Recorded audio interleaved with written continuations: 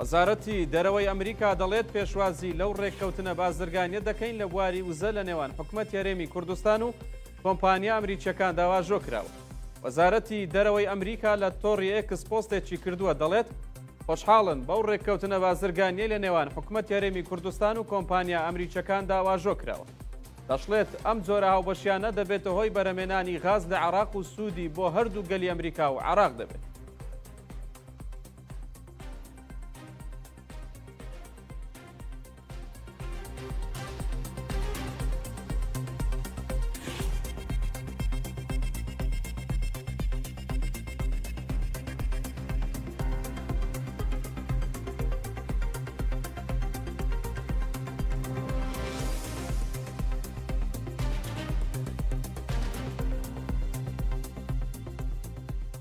سەبارەت بە ئەنجامدانی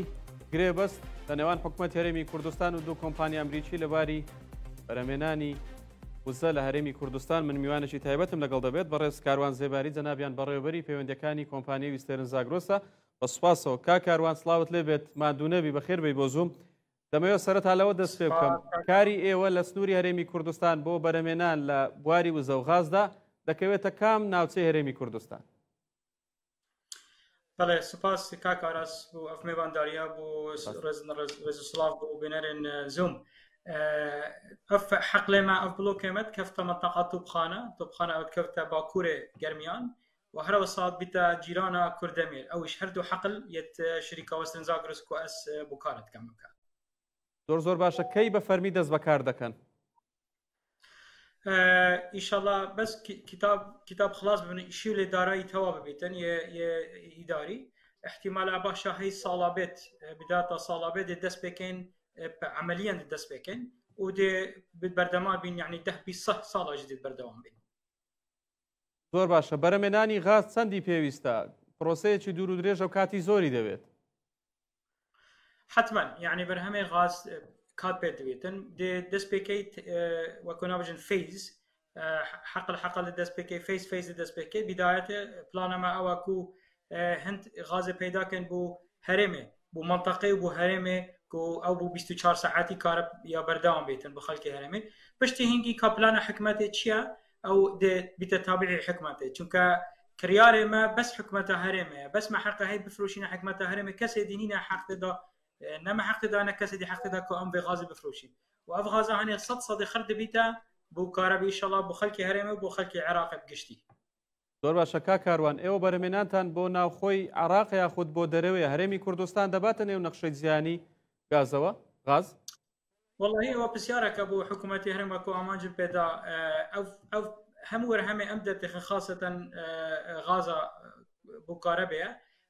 كريار ما بس حكومه هرمه يعني حكومه هرمه تشل بكتن يعني مشوله بيننا هل حقلي ام غاز تسليمي حكومه هرمه كان وحكومه هرمه دتدا شول كتن بس او كهرباء اغلبها ديت بكاينان بو حكومتها بو خلك هرمه واحتمالها هي بو خلك عراق بكشتي ايا دري خيتيانا او تشتكي ديا او بسيارك بحكومتها هرمه انجلبك زۆر باشە کاروان قەبارەی ڕێکەوتنەکەی کۆمپانیاکەی تایبەت بە ئێوە 7 ملیار دۆلارە کۆمپانیاکەی دیکە 40 ملیارە هەمووی ئەکاتە 110 ملیار چاوەڕێ دەکرێت ئەو گژمەیەتان بۆ تەرخان بکرێت والله هو يعني وكنا مد الزمن حتى هندي 8 او حقله هندي 8 او بروجي بيتن يعني نأوى بو 2 سال و 3 سال و 4 سال احتمالا 20 سال بيتن او هند برهم جيب دركه بيتن يعني شركه وسترن زاگرس مليارات دولارات دي برهم كتن يعني دي استثمار كتت كو برهنانت بحقل ده وان شاء الله دهاته خلال سالادان ده 20 سالادان 7 مليار دولار او هم طبعا تقريبيه استمته احتمال بتربيت احتمال بشك كم تربيتن بس افا ديف داتايت كو خلال 20 سال شوي هاتينا ورقرتن ان شاء الله اتوقع انا واكوكو هاتيا مع الى اخر مع اعلام كريم کاروان مەبەست تاوەکو ساڵی 2050 چکە بە ژێرەی ڕێکەوتنە جیهانیەکان دەبێت تاوەکو 2050 دەرهێنانی غاز بەردەوام بێت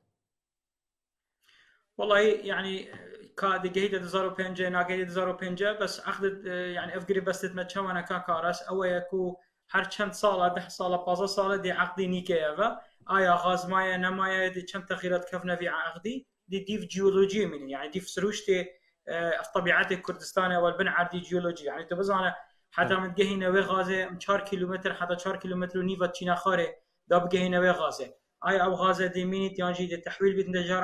نجاره بترلت النجاره كم ترلت يعني ابهاني خرد ديف جيولوجيا منطقي منيتن وجيولوجيا منطقي قالك متى يعني اصانينا اگر مقارنه بكي بجيولوجيا منطقه قرميانه طبخانه وكردمي تقال جيولوجيا بصره قالك فرقه اما بكيلومتر تشينا خاري احتمال او صدها متر تشينا خاري حتى تجهنا فان سامان سروشتيت هني زۆر باشە کاکاروان بێگومان ڕاگەیەندراوەکەی وەزارەتی نەفتی عێراقت بینی بە عەرەبی بە ئینگلیزی بڵاویان کردەوە ترستان لەوە نییە وەزارەتی نەفتی عێراق و حکوومەتی عێراق گیر و گرفتان بۆ دروست بکات؟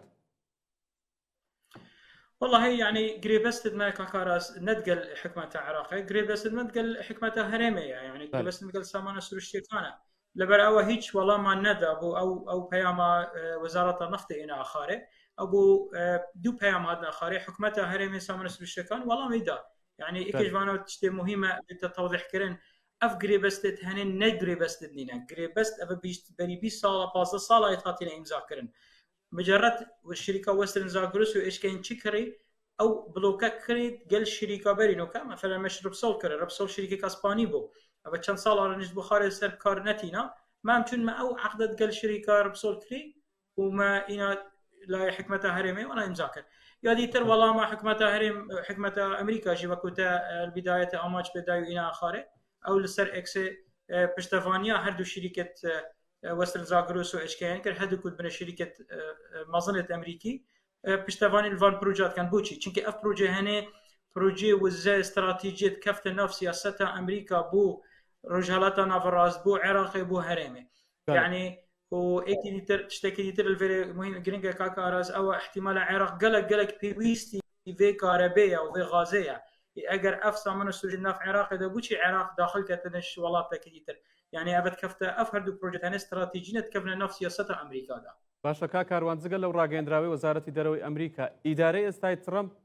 تأقادارية شي لو ريكوتنا هي.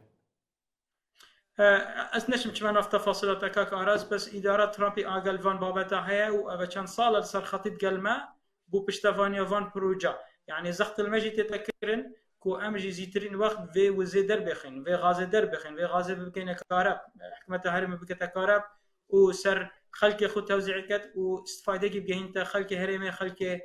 خلق عراقي كبشواكي قشتي اگر بشتفانيا اداره ترامبي منبا يعني او قيامات اين خاريه وزاره درفه امريكي نتها خاري چونك اوانا وكو قيامك بو عراق وقيامك بو هرمي وقيامك بو رجالات نافراست كو ام بشتفان فان هردو غريبستانا فان هردو شريكانا فان بروجانا يعني اما پشت استوري داو با ايوكا وەزارەتی نەوتی عراق حکوومەتی عراق ناتوانێت گرفت خاتە بەردەم کارەکانتان حکوومەتی ئەمریکا پشتیوانتان دەبێت من اسنشم يعني بيش حكمتها هرمي ماجي بيش حكمتها امريكا باخم بس با بيامك واضحه بيام هرمي وحكمتها هرمي بيام حكمتها امريكا او بيام هاتي خارج السر اكس او بيان هنا خارج السر اكس او يعني سياستها امريكا يعني سياستها امريكا طاقفيتن سياستها ما افيا بو سياستها عراقي بو بروجيت وزارة العراق أفرد بروجكتات كفنا استراتيجية أمريكا دا بو هرمي بو عراقي وكو ترامب يعني هاتيا رجالات نافراس حفتيا شوي بتر تركيزاوي سر بابات بو سر بزنس بو سر قريبستان بو يعني أفاجيك فرقافي وأوان قريبست خاتينا قريدان ديال الولايات قطر والسعودية والإمارات هيك جوازي قلنينا بله كاكاروان وەزارەتی سامانە سروشتەکانی هەرێمی کوردستان دەڵێت ڕێکەوتنەکان دەمێکە کراون بەڵام بۆچی واژۆکردنەکەی کەوتە ئێستا؟ لا مجرد مواجهة يعني أم شركة ما بخوها بعد 2 سال وتقريبا كان مانجا كبي وكو أفقري بس تهني توابا يعني بشتي كابينة خاصة ترامبي هاتي صار خطي قال اهتمام دان فابابتا يعني كابينة ترامبي أفا 4 مانجا 5 مانجا سر حكمي قالك زخت المكر زخت الهرمي كر زخت العراقي كر كو اف بابتت هني اف بروجكت هني بين وجوده خاصه بابتت وزا وتايبت يتكارب وغاز نفط احتماله بو كلايمت باش نبيتن بو جوي باش نبيت بس انت كخازه وكونين ترانزيشن ما بين النفط والرينيوبل يعني ابي كانجي طاقه شمسيه يعني اف بابت هني قال لك جرينش چونكي منطقه رجالات نوفراست زور اف سامن سوشتي هني هي اف سوشتي غاز هي بس نایت بکار اینا یعنی حتی نو کل عراق الهرمشی ولو هرمي يا قد غير العراقي افغاز هني بترتي تصوتن اف صوتنا هني يعني خرابه بوجوي مسائل تندرستي ليشت بن خرابيه تندرستي ليشت بن البرهند قال تركيزه كمازن يا خص السيرفري كو اك اهتمام بدن بشركه امريكا او كو او هات ولات عراق ازاد كري يعني اوتوماتيكي كابينه ترامب دي تركيز اختصر في باباتي يعني اوليه ده شركه امريكيه دوه تشواتشت بين عراق يعني هرمجيك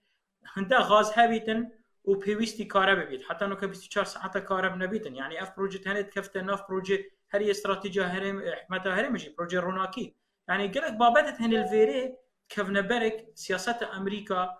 هات يسر خطب تنديك واف بابت اف بروجكت هن جيبنا جيكرن کاکاروان زۆر جار دەگوترێ ئەو کۆمپانیانەی کار لە وزەی هەرێمی کوردستان دەکەن کۆمپانیای بچووکن ئەو دوو کۆمپانیایە کۆمپانیاکەی ئەو کۆمپانیاکەی دیکە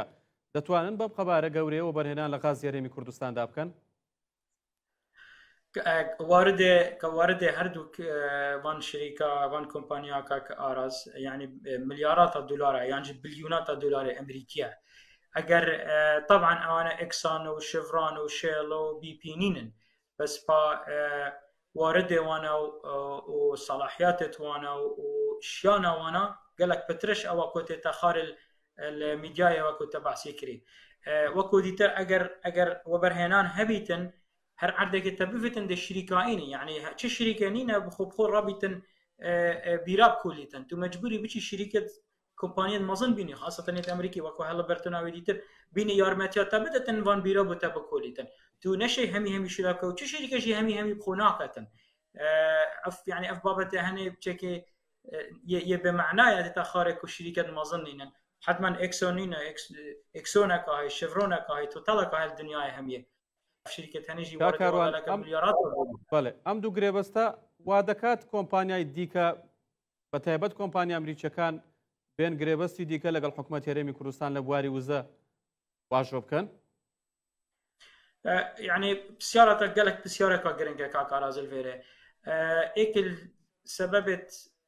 امريكا بتندي هذه سرخاتي كو اف بروجكت هنا بين امضاء كرن او بودا وكو ببيت الدليلك بو يانجي كريكك بتفكرن بو شركه دي كومباني ديد امريكي بين سرخات امريكي يعني غربي كندي استرالي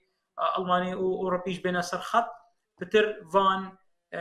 بروجكت وزا بين امضاء كرن قال عراقي يجيك وتقال هرم يجيك يعني افا هني وكو ريكك كيفات كتن اگر تبي حكايه افا كانت صاله هيك شركه كامريكي نهات يا عراقي نهات يا كردستاني بو بروجكت ني يانجي جروبست ني بتجريده تنقلبان حكومتها خاصة بجريداي بوزافا يعني اف بابا هني قال لك جرينجا وكو ريكا كيفات كتن بو قال لك شركتي كومباني دي امريكي تايبت بين صرخات وبين العراق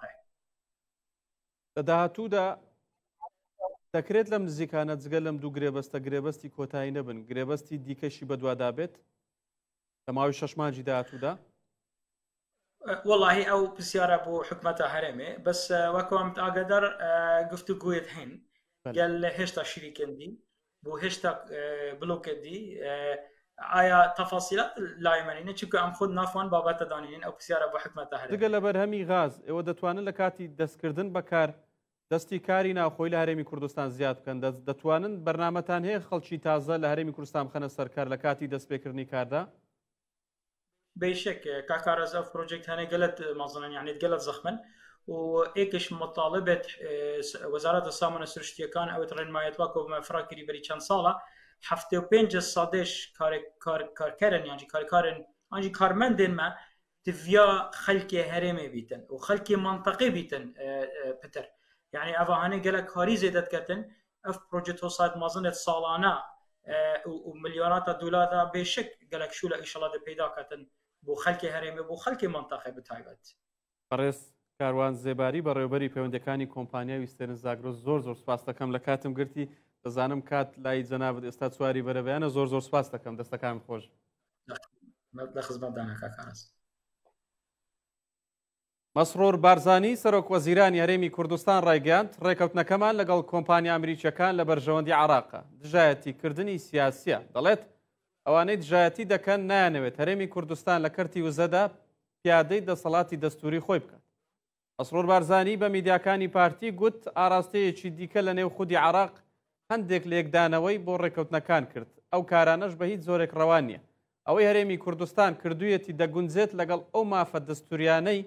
کە دەستوری عراق بە کوردستانی داوە هەروە ڕێکەوتنەکەیان دەرفەتە بۆ خەڵکی ناوچەکە و لە بەرژەوەندی عراقیشدایە. ئەمە تەنیا لەبەر ئەم گرێبەستە نییە، ئەمە پەیوەندیەکی قۆڵی مێژوویە کە وای کردووە ئەمریکا بە چاوێکی تر سەیری هەرێمی کوردستان بکات و وەکو هاوپەیمانێک لەگەڵ کوردستان ڕەفتار بکات. ئێستا کاتی ئەوەیە کە ئێمە بەیەکەوە بتوانین کارێک بکەین زیاتر ئاشتی و بژانەوەی ئابووری لە وڵاتەکەمان لە بەرژەوەندی خەڵکی هەرێمی کوردستان هەموو عێراقدا و ئەو کۆمپانیانەی کە دێن هاوکاریشمانە لەو ئاستەوەدا کار بکەین. بەڵام بەداخەوە بینیمان کە بە ئاراستەیەکی ترندێک لێکدانەوەی بۆ کرا بە تایبەتی لە ناوخودی عێراق کە بە هیچ جۆرێک ئەم کارانە پێم وایە ڕەوانیە چکەوەی هەرێمی کوردستان کردوێتی ئەمە دەگونجێ لەگەڵ ئەو مافە دەستوریانەی کە دەستوری فدرالی عێراقی بە هەرێمی کوردستانیداوە بەردەوام دەبێت لەسەرەوەی کە هەموو مافە دەستوریەکانمان وەکو خۆی جێبەجێ بکرێت و هەرێم لێرەش لە ئەمریکاش بینیمان کە پێشوازیەکی زۆر لە ئەم هەوڵانە دەکرێت کە بۆ پێشخستنی کەرتی وزە و بژانەوەی ئابووری لە وڵاتدا دەستمان پێ کردووە. دیارە پرۆژەیەکی سیاسی هەیە کە نانەوێ هەرێمی کوردستان ممارەسەی دەسەڵاتی دەستوری خۆی بکات لە پێشخستنی کەرتی وزە لە عێراقدا. ڕۆژنامەی شەرق ئەوسەد بڵاوی کردەوە واژۆکردنی دوو گرێبەستی غاز لە نێوان هەرێمی کوردستان و کۆمپانیا ئەمریکیەکان قەیرانەکانی نێوان هەولێر و بەغداد قوڵتر دەکەنەوە. ڕۆژنامەکە ئاماژەی بەوە کردووە ئەو دوو گرێبەستە 110 ملیار دۆلاریەی لە نێوان حکوومەتی هەرێمی کوردستان و کۆمپانیای HK ئینێرجی و کۆمپانیای ئیستێرن زاگرۆس کە دوو کۆمپانیا ئەمریکین واژۆکراوە قەیرانێکی نوێ لە نێوان هەرێمی کوردستان و بەغداد دروست دەکات. کە دوای واژۆکردنی گرێبەستەکان بەغداد ڕایگەیاند ئەو گرێبەستانی هەرێمی کوردستان واژۆی کردن پوچەڵ و نایاسایین چونکە سامانە سروشتەکانی وڵات بە مڵکی هەموو گەلی عراق دادەندرێت هەر گرێبەست و وەبەرهێنانێک بکرێت دەبێت لە ڕێگەی حکوومەتی ناوەندیەوە بێت.